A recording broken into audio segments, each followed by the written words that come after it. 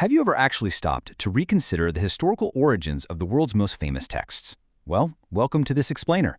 Today we're basically going to act as intellectual archaeologists. We're digging into some seriously fascinating source material that challenges our foundational understanding of Western religious traditions. These sources present a super compelling, historically grounded case that a lot of the concepts we just assume are purely spiritual, well, they might actually be the result of ancient Roman political strategies and some massive translation shifts. So, let's just dive right in. The entire core premise of our explainer today is established right out of the gate here. The source text makes the argument that the foundational doctrines of Western institutional religion, stuff like the Holy Trinity and the veneration of Mary, weren't just sudden divine revelations. Instead, the authors assert that these were calculated, state-sponsored political strategies. We're going to impartially map out exactly how the source material builds this argument, tracing the history all the way back to the 4th century AD. So, to really get this, we have to understand the massive dilemma the Roman Empire was facing. Picture this. Emperor Constantine is trying to somehow merge a completely fractured, fiercely loyal pagan population with a rapidly growing body of new believers. You can't just force millions of people to abandon their ancient gods overnight, right? That's just a fast track to absolute civil war and a totally destroyed tax base. The sources explain that the state desperately needed a mechanism to absorb these pagan traditions and enforce control without sparking a rebellion. They basically needed assimilation and state control. Which brings us to Section 1, the imperial problem, assimilation and state control. Now, this grand solution definitely didn't happen overnight. It was hammered out over centuries of really intense political bargaining at state-convened councils. We're talking from the Council of Nicaea in 325 AD all the way to Ephesus in 431 AD. Through these meetings, the Roman state slowly institutionalized new doctrines. By redefining the Creator as this incomprehensible philosophical mystery that was controlled exclusively by bishops, the institution essentially severed the everyday people from the concrete instructions of ancient texts. They positioned the state as the absolute sole gatekeeper of salvation. Let's break down exactly how they managed this assimilation. The Roman Empire was already completely filled with pagans who worshipped ancient triads of deities. Think Jupiter, Juno, and Minerva, or even the Egyptian triad of Osiris, Isis, and Horus. So, to keep everybody happy, the Roman state co-opted scriptural language and squeezed it into a Greek philosophical mold, using concepts like logos and ousia. According to the sources, this created the Holy Trinity, which effectively let pagans keep worshipping a three-in-one divine expression, just rebranded under a shiny new, state-approved institutional label.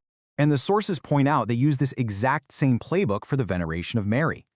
Over at the Council of Ephesus, which by the way was already the global headquarters for the cult of the mother goddess Artemis, the state formally granted Mary the Greek title Theotokos. This was literally a word-for-word inheritance from titles previously used for ancient pagan goddesses like Isis and Cybele. The texts detail this wild visual inversion where statues of Isis cradling the infant Horus were systematically repainted and renamed as Mary and baby Jesus. It was a brilliant visual icon that satisfied those deeply ingrained pagan desires for a queen of heaven while guaranteeing imperial compliance. Moving on to Section 2, the Great Linguistic Shift, translation versus transliteration. We have to look at this centuries-long linguistic telephone game. The ancient Hebrew name is Yehoshua, which is made up of the prefix for YHW and Yasha, meaning to save. By the 1st century, this got compressed into the Aramaic Yeshua. But here's the catch. When scribes brought this over to the Greek alphabet, they didn't translate the meaning, they just transliterated the sounds. Because Greek lacked a sh sound and needed a masculine grammatical ending, Yeshua became Iesus. That later became Iesus in Latin, and finally Jesus, much later when the letter J was introduced into modern English. And that reveals the true cost of this linguistic telephone game.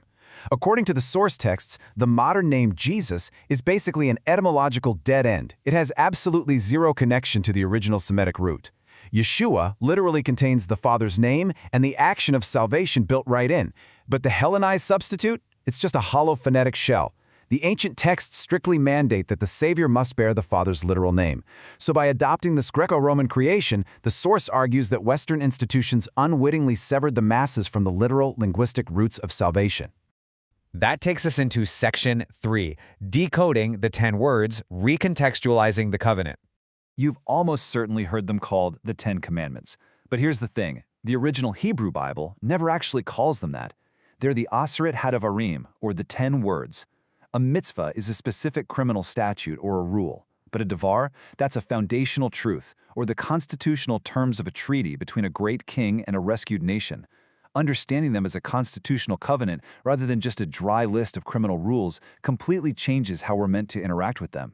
Let's look a little closer at the third word, taking the Lord's name in vain. In our modern worlds, a name is mostly just a phonetic label, right? It's what people call you.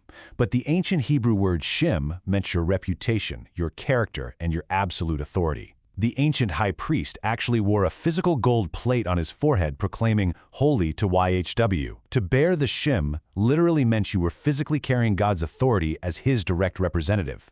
So, to carry that name in vain brings in the Hebrew word shav, which means emptiness or falsehood. The source outlines that this wasn't originally some rule about linguistic etiquette or, saying a bad word when you stub your toe. It was actually a strict behavioral command against spiritual identity theft. It meant claiming to belong to God, wearing his badge, so to speak, while acting completely deceitfully or living a life entirely empty of his actual character. And we see that same depth applied to the concept of a graven image, or a pesel. Back in the ancient Near East, a pesel wasn't just a piece of art. It was considered advanced spiritual technology. Pagans truly believed that through specific rituals they could trap a god's spirit inside a statue to manipulate it. The biblical ban on a pesel was this radical rejection of shrinking the creator down into a controllable little box. Why? Because according to the Genesis account, God already created an image, humanity. So turning a lifeless piece of wood into God's image was seen as the ultimate insult to the living, breathing humans who truly bear that image. Which brings us to our final part, Section 4. The Ancient Manuscript Verdict. Objective Evidence. So, how do we actually verify all of this? To objectively prove the mechanism of this whole institutional shift, the sources entirely bypassed European text and looked straight at unbroken, intact archives. We are talking about the Dead Sea Scrolls, which were copied over 2,000 years ago, and the massive 81-book Ethiopian Gaze Canon. These pristine ancient frameworks contain foundational books like Enoch and Jubilees, texts that were completely removed from modern Western Bibles. And why exactly were those books removed? The sources argue the number 364 is the key. You see, the Book of Jubilees explicitly commands a strict 364-day fixed solar calendar to track all historical milestones and Sabbaths. By deleting these specific books, Western translation institutions effectively hid this mathematical blueprint, seamlessly anchoring their new traditions to the Roman 365-day Gregorian calendar instead.